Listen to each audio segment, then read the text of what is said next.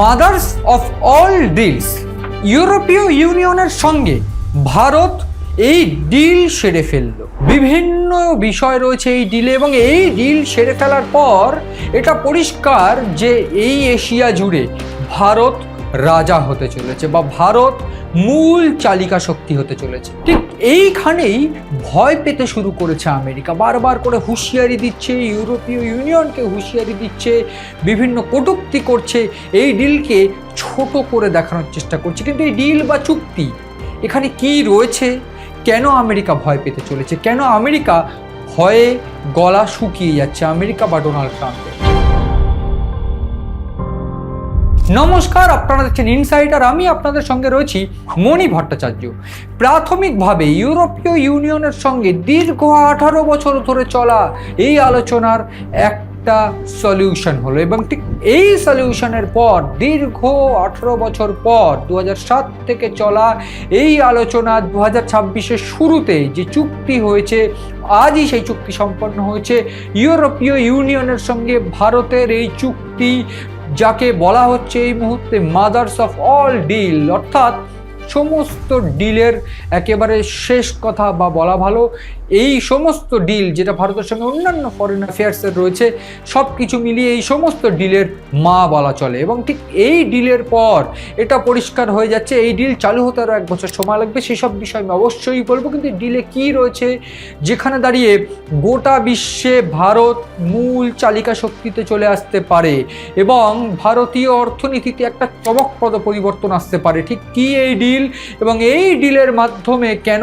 America ভয় পেতে চলেছে, আমি মনে করি চাইবো আপনাদের যে আমেরিকা রাশিয়ার থেকে তেল কেনার জন্য ভারতের উপর একটা চাপ সৃষ্টি করতে থাকে। একটা চাপ সৃষ্টি নয়, শুধুমাত্র একটা শুল্ক যুদ্ধ চাপিয়ে দিতে থাকে, একটা শুল্ক চাপিয়ে দিতে থাকে, এবং ঠিক সেই 25% শুল্ক বেড়ে ফাইন হয়ে বা জরিমানা হয়ে 50% শুল্কে পরিণত হয়। তারপর থেকে ভারতের অর্থনীতি কিভাবে বাড়বে, কিভাবে ভারতীয় পণ্যের বাজার দর বাড়বে, কিভাবে কোথায় বিক্রি হবে, সেই সমস্ত কিছু নিয়ে কিন্তু কোথায় রফতানি হবে, সেই সমস্ত কিছু নিয়ে ভারত কিন্তু অত্যন্ত চিন্তার মধ্যে পড়ে যায়।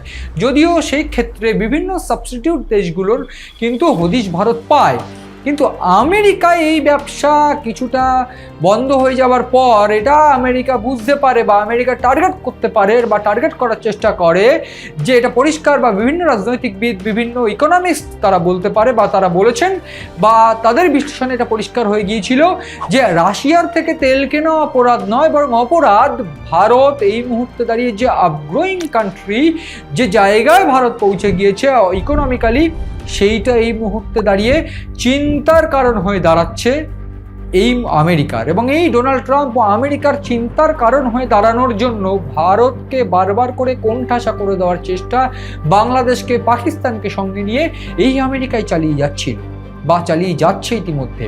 ঠিক এই মুহূর্তে দাঁড়িয়ে ইউরোপীয় ইউনিয়ন অর্থাৎ 27টি ইউরোপীয় দেশের সঙ্গে এই মুহূর্তে ভারত যে চুক্তি সেরেছে, সেই চুক্তিকে মাদার্স অফ অল ডিলস বলা হচ্ছে। যেইখানে ইউরোপীয় ইউনিয়নের যে সমস্ত দেশগুলো, সেই দেশগুলো থেকে যে সামগ্রী ভারতে আসবে তাতে কোনো কর থাকবে না বা একেবারে সামান্য কর থাকবে, এবং ভারত থেকে যে সামগ্রীগুলো আমদানি বা রপ্তানি হবে সেই সমস্ত কিছুতে একেবারে মিনিমাম কর, একেবারে ন্যূনতম কর, বা কোনো কোনো ক্ষেত্রে সেই সমস্ত কিছু ফ্রি, অর্থাৎ একেবারে FTA ফ্রি ট্রেড এগ্রিমেন্ট। এবং মঙ্গলবার ভারতীয় প্রধানমন্ত্রী নরেন্দ্র মোদীর উপস্থিতিতে সেই চুক্তি সই হয়েছে। ইউরোপীয় ইউনিয়নের একেবারে প্রেসিডেন্ট ছিলেন এবং ঠিক তার উপস্থিতিতে সেই চুক্তি সম্পন্ন হয়েছে। তারাও খুশি এবং ভারত অত্যন্ত খুশি।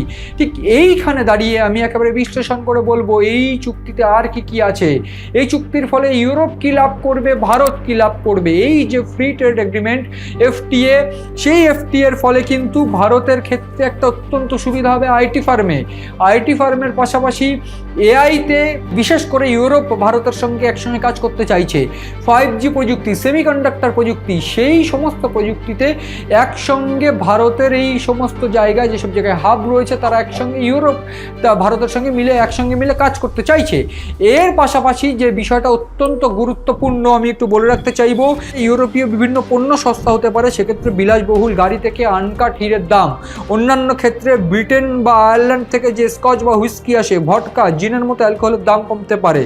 তার পাশাপাশি ইউরোপ, সুইজারল্যান্ড, লুক্সেমবার্গ, নেদারল্যান্ড এই সমস্ত জায়গা থেকে যে চকলেট আমদানি হয় সেই চকলেটের দাম কমতে পারে। ফলে এই ক্ষেত্রে এটা পরিষ্কার যে বিভিন্ন প্রযুক্তিতে, বিভিন্ন ক্ষেত্রে ব্যবসায়িক পণ্যের দাম যেটা ইউরোপ থেকে আসছে, ইউরোপীয় 27টি দেশের মধ্যে থেকে আসছে, সেইগুলোর দাম কমতে পারে, বা ভারতীয় যে সমস্ত সামগ্রী সেইখানে যাচ্ছে একেবারে কম শুল্কে ইউরোপ পাবে, এবং সেক্ষেত্রে ভারত কিন্তু একটা হিউজ ইনকাম ভারত করতে পারবে। একদিকে ট্যাক্স তাদের দিতে হচ্ছে না, অন্যদিকে একটা হিউজ পয়সা ভারত সহজেই ইনকাম করছে।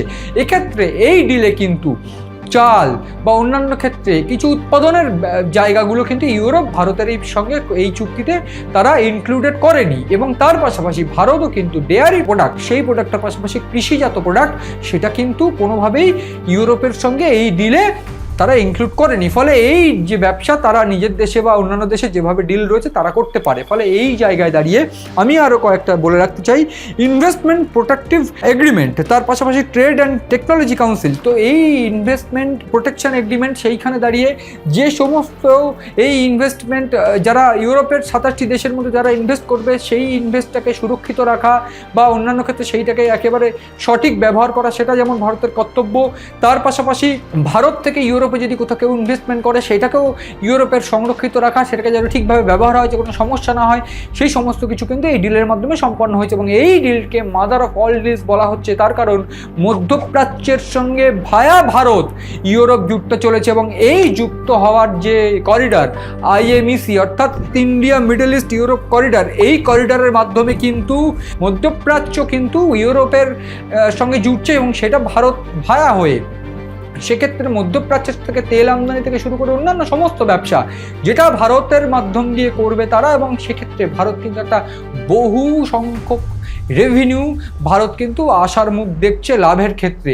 এই ক্ষেত্রে আমি একটু বলে রাখতে চাইবো, এই IMEC অর্থাৎ India middle east Europe corridor, এই করিডরের সমুদ্রপথ, রেলপথ, ডিজিটাল কানেক্টিভিটি, এনার্জি, হাইড্রোজেন, বিদ্যুৎ, এই সমস্ত প্রযুক্তিগত যে দিক সেই দিকগুলো কিন্তু সেরে রাখা হবে। এই সমস্ত দিকগুলোতে কিন্তু একেবারে ইনক্লুডেড হয়ে যাচ্ছে এই IMECর মাধ্যম দিয়ে ইউরোপ এইবার মধ্যপ্রাচ্যের সঙ্গে জুড়বে, এবং সেক্ষেত্রে কিন্তু ভারত তাদের ভায়া থাকবে। ফলে সব মিলিয়ে ভারতের সঙ্গে এই যে মাদার অফ অল ডিলস অর্থাৎ এই যে চুক্তি, সেই চুক্তির মাধ্যমে এটা পরিষ্কার হয়ে যাচ্ছে যে আমেরিকা কিন্তু এইবার বিপদে পড়তে চলেছে। রাশিয়া বা ইতিমধ্যেই তারা যে যুক্তি দিয়েছে যে ইউরোপের নিজেদের দেশেই যুদ্ধ বাঁধাচ্ছে। প্রাথমিকভাবে আমরা সবাই জানি রাশিয়ার থেকে তেল কেনার জন্য ভারতের বিরুদ্ধে তারা অভিযোগ করছিল, ভারতের বিরুদ্ধে আমেরিকা ট্যাক্স চাপিয়েছিল। যদি আমরা সবাই জানি এটা আদতে সত্যি নয়, এবং এই রাশিয়ার থেকে তেল কেনার বিষয়ে এই ছেদ বিষয়টা, সেক্ষেত্রে ভারত যে যুক্তি দেখিয়েছিল ইউরেনিয়াম থেকে শুরু করে বিভিন্ন প্রাকৃতিক সম্পদ, সেটাও তো আমেরিকা কেনে রাশিয়া থেকে। ফলে সেই জায়গায় দাঁড়িয়ে এই ছেদ যুক্তির পর তারা কিন্তু নিজেদের অবস্থান থেকে পিছিয়ে আসে কিছুটা। এবং এক্ষেত্রে আমি একটু বলতে চাইবো যে রাশিয়া তাদের যে যুক্তি, এই মুহূর্তে এই ডিলটা কিন্তু ইউরোপ নিজেদের ক্ষতি ডেকে আনছে, এরকম একটা বক্তব্য কিন্তু এই মুহূর্তে মার্কিন অর্থ সচিব স্কট বেসেন্ট তিনি জানান। এবং এই যে মার্কিন অর্থ সচিবের বক্তব্য অনুযায়ী এই মুহূর্তে ইউরোপ করছে যে ভুলটা ইতিমধ্যে গুরুত্বপূর্ণ ভুল, যে তাদের দাবি অনুযায়ী রাশিয়া ভারতের থেকে এই মুহূর্তে তেল কিনছে, বা রাশিয়ার থেকে ভারত তেল কিনছে, সেই তেলের যে টাকা, সেই তেলের টাকা উৎপাদন হবে, সেই টাকার মাধ্যম দিয়ে ব্যবসা হবে, এবং সেই ব্যবসা ইউরোপে করে ভারত আরও পয়সা কামাবে, এবং সেই টাকা আবার তেল কিনবে, এবং সেই তেলের টাকায় রাশিয়া ইউক্রেনের সঙ্গে যুদ্ধ চালাচ্ছে। অর্থাৎ এক অর্থে এটা পরিষ্কার তাদের দাবিতে যে রাশিয়ার থেকে ভারত তেল কিনে যে অর্থ কামাচ্ছে, সেই অর্থের মাধ্যম দিয়ে ব্যবসা হলে সেই অর্থ আবার বাড়বে, এবং রাশিয়ার থেকে আবার তেল কিনবে ভারত, বেশি পরিমাণে তেল কিনবে, এবং সেক্ষেত্রেই রাশিয়া ইউক্রেন যুদ্ধে অর্থ যোগান হচ্ছে।